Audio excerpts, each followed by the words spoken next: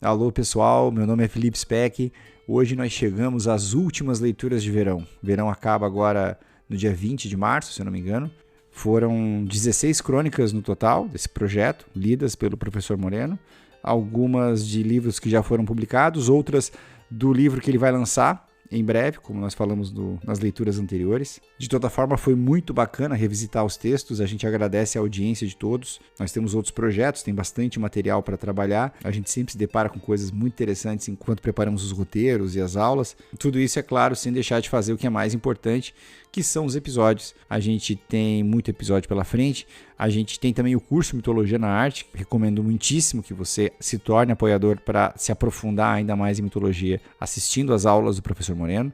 Se você não é nosso apoiador, vai lá em noitesgregas.com.br/apoiar, que a gente libera o acesso imediatamente para você. Agora que você terminou o seu projeto de verão, tá aí, aliás, um bom projeto de outono, maratonar os episódios, os conteúdos exclusivos e as aulas do curso.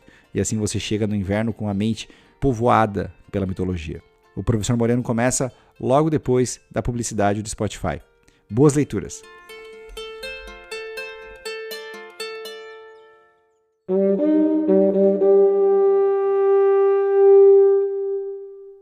Alguma coisa mudou.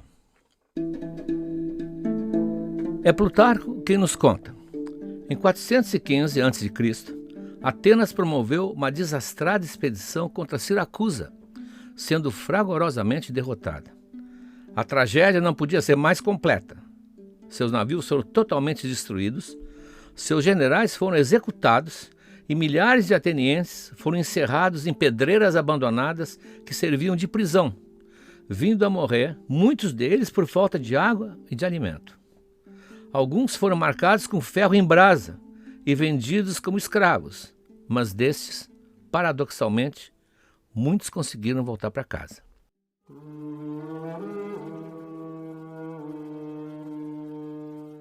Quando chegaram de volta a Atenas, esses sobreviventes foram agradecer a Eurípides por ter lhes salvado a vida com suas peças geniais. O autor de Medéia há muito convivia com prêmios e com aplausos, acostumado que estava a vencer os festivais de dramaturgia. Mas quis saber de que maneira sua obra, dessa vez, tinha conquistado uma recompensa de tamanha magnitude. A explicação era tão simples quanto fantástica. De todos os gregos que habitavam fora da Grécia propriamente dita, os siracusianos eram os mais ardentes aficionados de suas peças. Aliás, a paixão que eles nutriam pelo teatro dele já tinha ficado demonstrada quando, certa feita, ainda em tempo de paz, um navio de Atenas, perseguido por piratas, tinha ido procurar abrigo no porto de Siracusa. Da terra, uma voz perguntou se alguém a bordo podia recitar de cor algum texto de Eurípides, e a autorização para ancorar só foi concedida diante de uma resposta afirmativa. Esses fãs incondicionais, sempre que encontravam um ateniense que pudesse reproduzir alguma passagem de sua autoria, pediam que a repetisse tantas vezes quantas fosse necessário para memorizá-la. E tinha sido assim, ensinando a seus captores todos os fragmentos que podiam lembrar que os prisioneiros tinham conquistado o respeito de seus donos e, mais tarde, a própria liberdade. É impossível imaginar uma cena dessas ocorrendo no século XXI. Os atenienses da pós-modernidade não teriam uma linha sequer para compartilhar, o que, honestamente, não faria diferença alguma, porque os siracusianos de hoje também não estariam interessados.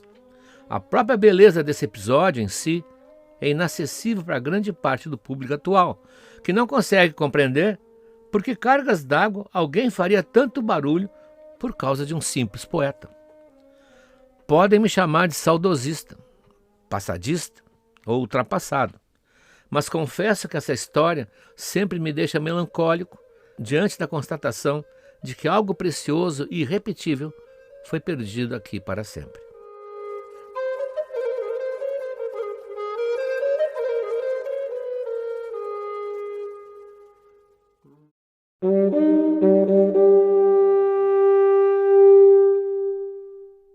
Nós, as formigas. Durante muito tempo, o homem pensou que era o centro do universo. Para os antigos, que viviam nessa confortável ilusão, o firmamento estrelado cobriu o nosso mundo como um grande manto protetor, e o Sol era um grande astro domesticado que vinha todos os dias nos banhar de vida e de luz.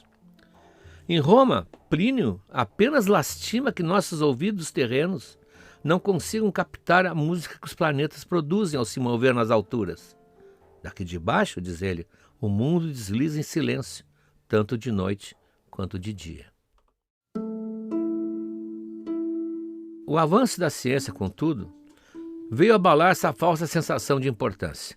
Primeiro, foi Copérnico, a nos ensinar que o universo não tem centro e que a nossa Terra é apenas um entre os vários planetas que giram em torno do Sol, que é uma entre os 200 bilhões de outras estrelas da Via Láctea, que é uma outra entre os 100 bilhões de outras galáxias que cintilam no universo. Segundo Freud, esse foi o primeiro dos 3 grandes golpes que a ciência infligiu em nosso narcisismo. Se éramos um nada diante do cosmos, restava ao menos o consolo de ser os reis da criação, muito superiores aos demais seres vivos. Atribuímos a nós mesmos uma alma imortal, proclamamos nossa descendência divina e cavamos um abismo entre nossa natureza e a deles. Coube a Darwin desfazer essa ilusão. Biologicamente, somos como os outros animais, mais próximos de algumas espécies, mais distantes de outras, nada mais do que isso. Era o segundo abalo, mas não o derradeiro. Esse veio com Freud, ao descobrir que não somos senhores nem mesmo em nossa própria casa, pois é o inconsciente, e não a razão, quem comanda grande parte de nossa vida mental. Tendo perdido dessa forma o cetro, o trono e a coroa, muitos aprenderam a lição e ficaram intelectualmente mais humildes, dispostos a repensar os limites da condição humana.